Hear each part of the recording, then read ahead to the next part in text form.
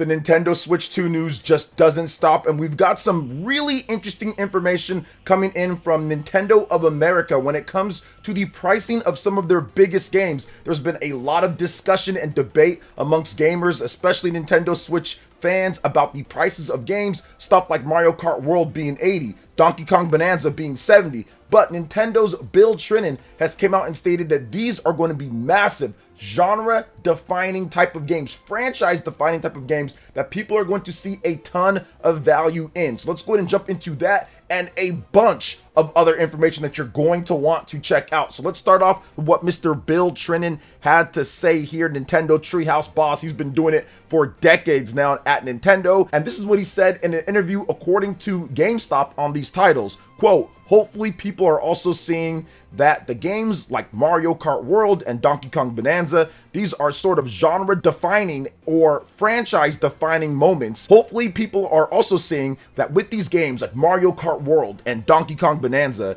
these are sort of genre defining or franchise defining moments for each of these games that really take advantage of the uniqueness of the Nintendo Switch 2 hardware. And for me, they really feel like whether you are a Nintendo fan or a video game fan or even a video game developer who makes your own games, each of those games to me feels like something that you really can't miss. These are the must-play games for you to experience what Nintendo is doing next." So Trinen also noted that Mario Kart World is a philosophical change for the Mario Kart series. This is partially due to the courses in the game that are all interconnected. On top of that, the races have been doubled to 24, which is a huge strain on the processor for any system to take it to where if it's like 10 characters, then go to 20. I mean, at this point, you went from 12 to 24 plus a open world. To me, that is a lot of change and a lot of stuff that you have to do differently within your game to make it all work. But from what I've seen,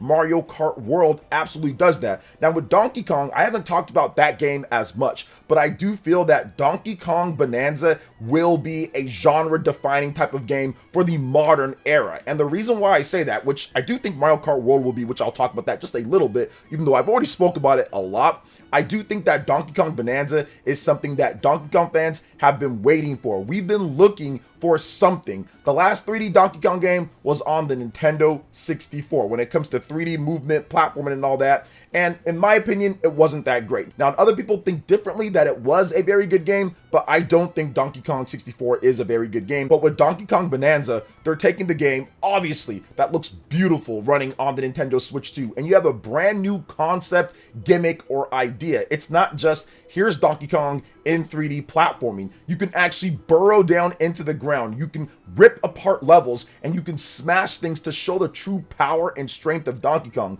A lot of people don't realize because of his games that Donkey Kong is incredibly strong, like superhuman, superpower type of strong. And in the games before, yes, you can kind of see that, but I mean, he gets hit once and he runs away, like in Donkey Kong Country or something like that. Dude can barely take one hit or something, right? I know DK64 it's a little bit different or whatever, but for the most part, his games don't always show his strength. They show it sometimes, but you're jumping on people's heads, you're rolling over people. You're not really showing that true brute strength that Donkey Kong actually has, and this game shows that. So to me, that is more of a genre-defining experience. And I know DK64 had a bit more of that, but it did not show it like this, to where you can rip apart levels, you can burrow down into the ground with this strength. That shows you exactly how strong Donkey Kong is. And smashing things up with the HD Rumble 2, whether you're playing on a Pro Controller or you're playing on the Joy-Cons, is going to be a ton of fun. And like I said, from the beginning, this game actually looks beautiful. It runs good. We don't have to worry about this. And this is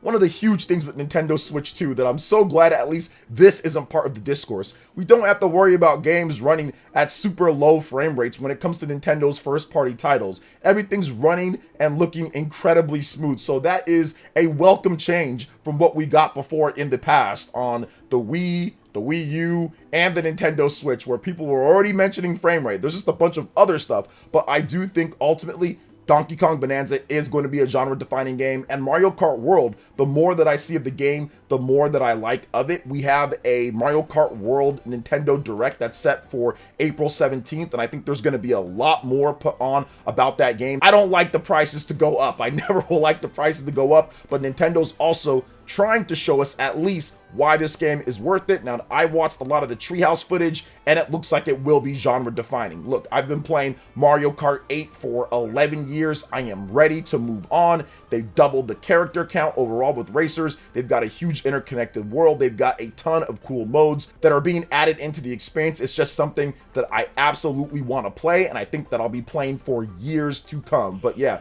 we'll see if Nintendo can justify it for everyone else, because it is subjective based on how you feel, how much playtime you're going to get out of it, all of that good stuff. But overall, right now, I do have to think that Build Training is onto something here with both of these games, with Donkey Kong Bonanza and Mario Kart World. And while these might be genre-defining games, all of you guys that are not subscribed are genre-defining people. So make sure you hit that subscribe button to join a genre-defining YouTube channel. Also, hit that like button and click that notification bell to get my vids as soon as they drop. Now let's go ahead and get right into the next topic, and we're going to be discussing what's happening with Mario Kart World, because it looks like we do have a leak on some extra content that was not initially revealed with the game in the first trailer or with the Nintendo Direct Switch 2 stuff as well. So it looks like Mario Kart World will indeed have a Rainbow Road course. So Rainbow Road has been a staple of the genre since forever, since the original on the Super Nintendo, which I do remember back in like 1991 or so, my brother and me playing through that and just having a blast on Friday nights after school and Saturday nights. It was just some of the best times in my life, and I cherish those memories forever. Shout outs to my brother. He is the GOAT overall, GOAT of GOATs of brothers. But yeah, man, like I remember this so much, and it does look like it's going to be back here with Mario Kart World. And it seems like it was an accident because it was removed. The official Nintendo Korean website took a look at it when it comes to the map, and the clouds were uncovered, and you can clearly see it's a Rainbow Road, and it's all twisting and looping there. So it looks like you blast off the Rainbow Road somehow overall, so it's pretty clear. And yeah, they took it down, so it looks like Rainbow Road is in, which makes sense. But this also shows a bigger thing when it comes to Mario Kart World. You can add in stuff anywhere that you want. That is the beauty of this game when it comes to extra content, DLC, or whatever else they're planning to do. Man, they can fit that into the world anywhere that they want and make it to where you can fly up there, or you can travel up there through some like magic roads or something like that. So I think it's going to be really cool to see how they extend it. And even if they go beyond just the world how it is, maybe they build like a whole on top type of world or something like that, or an underground type of world. Like there's so many possibilities with Mario Kart World. There's so many different things you can do with this open world racing type of format. So I truly love, and I think that we deserve this, after a decade plus of the same game overall, from Wii U to the Nintendo Switch, that we're getting something that truly is different. And of course, Rainbow Road is back, so we could see other classic courses come back as well, or classic themes come back in a different type of form via DLC or just extra content for the game, or stuff that just hasn't been revealed yet at this point on the map. So what do you guys think about Mario Kart World and Rainbow Road making a comeback? Let me know in the comment section. But now we're going to move on to something that I find very interesting in terms of how Nintendo stated it, and that's them trying to seek the pinnacle of controllers with what they've designed with the Nintendo Switch 2, which there's definitely opinions on that. So apparently Nintendo had a long-running project seeking the pinnacle of all controllers. So one little interesting thing kind of tucked away the company's Nintendo Switch 2 interviews published recently are the controllers. Technical director Tetsuya Sasaki was speaking about the Nintendo Switch 2 Pro controller and how it was designed from scratch. The team put a lot of work to make sure that, quote, the left and the right control sticks are quieter and don't make noise, even when they're moved quickly to the edge. He also mentioned that given how smooth they glide, Nintendo calls them smooth gliding sticks. Now, this was important because there was a lot of discussion about Nintendo not using Hall effect and how they're going to have controller drifting and how there could be a problem. But however, they did state that they redesigned the controllers from the ground up. So they're not calling it Hall effect. They're now calling it smooth gliding sticks. And I hope that these smooth gliding sticks have been built with a similar type of technology like Hall effect, or refined from the process over Switch 1, so we don't get that same issue. Now with Nintendo Switch 1, over the course of the life of the system, they did, I think, mitigate the drifting issue that we had overall. A lot of the newer Nintendo Switch controllers or Joy-Cons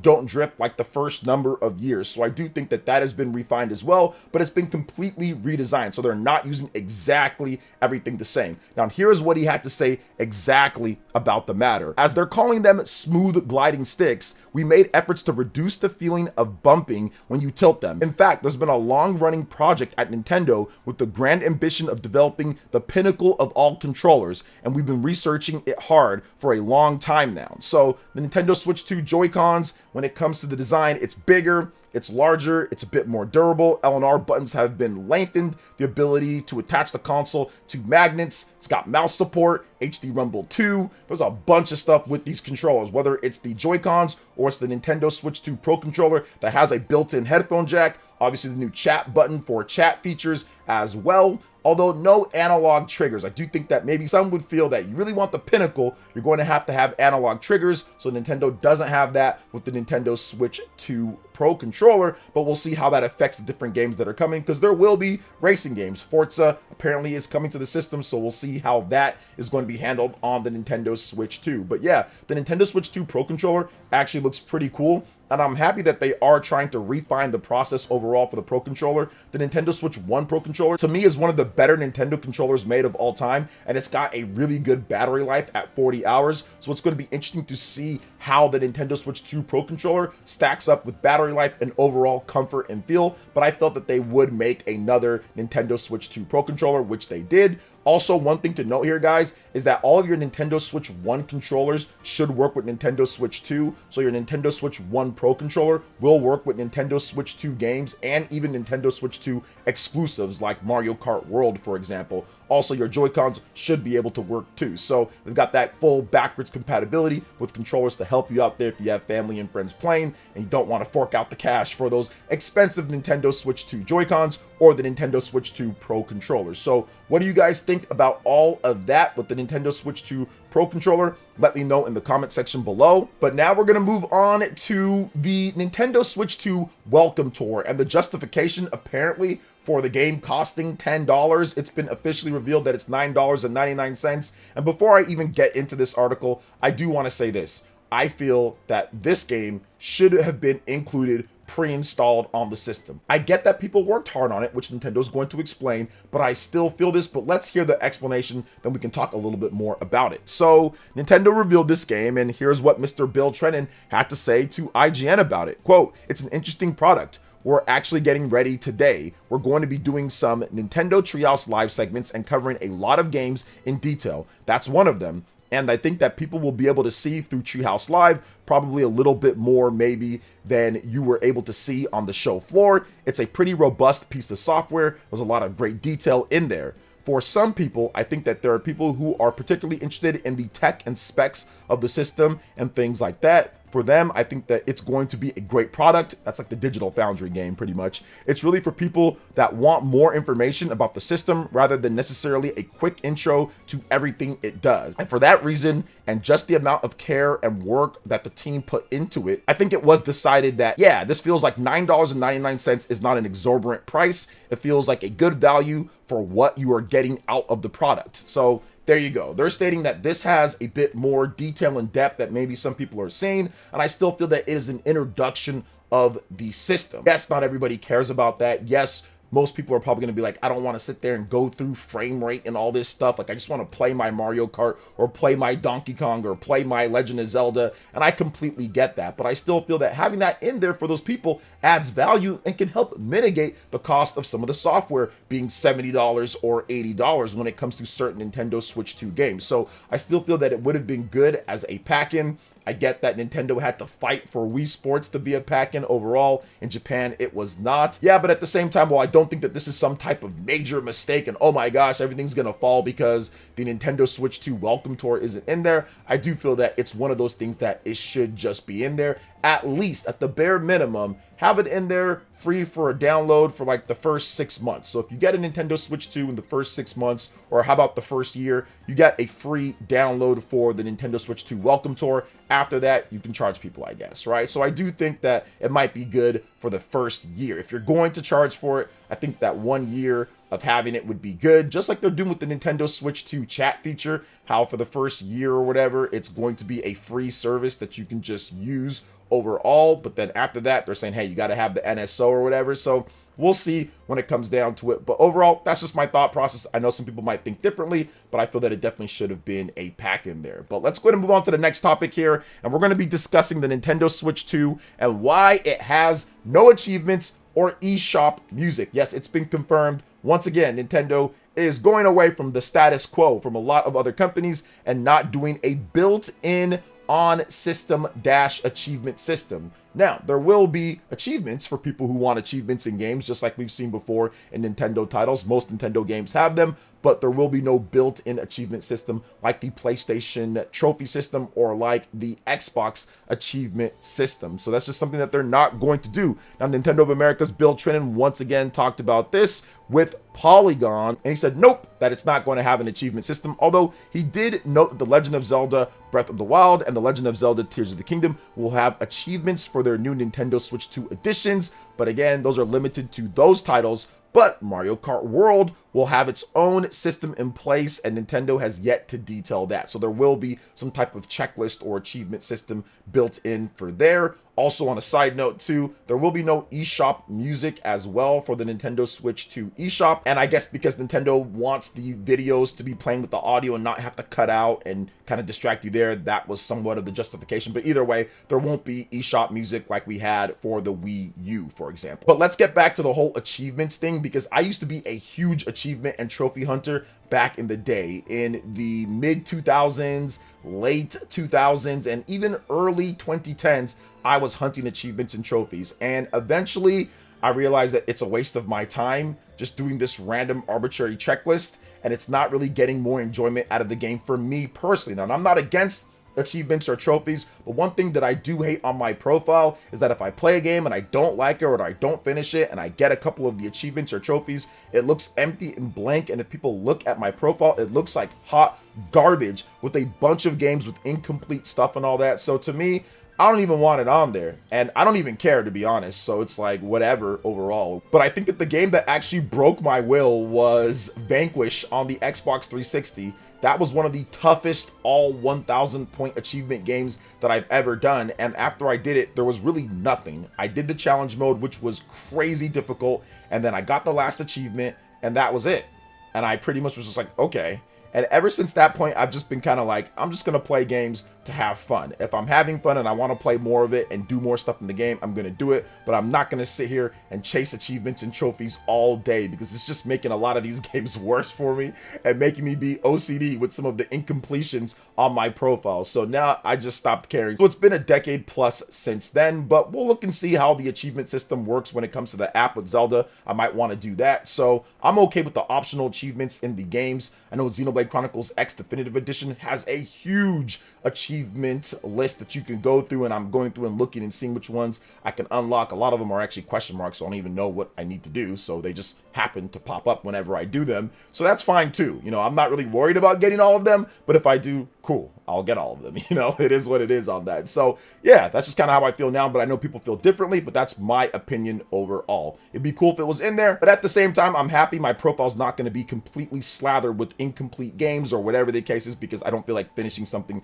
after I start it out. So what do you guys think overall with all the different topics that we discussed? I thought it was pretty beefy when it comes to everything. Let me know in the comment section below. All right, guys, that's going to wrap it up for this video here. Thank you so much for watching. I do appreciate it. Please make sure you hit that like button, subscribe if you're someone new, click that notification bell, and check out my other videos talking about why I sold my Steam Deck for the Nintendo Switch 2 coming up, in addition to big updates on Nintendo Switch 2 editions of Nintendo Switch 1 games. Thanks again for watching. We'll see you guys for the next one. Peace.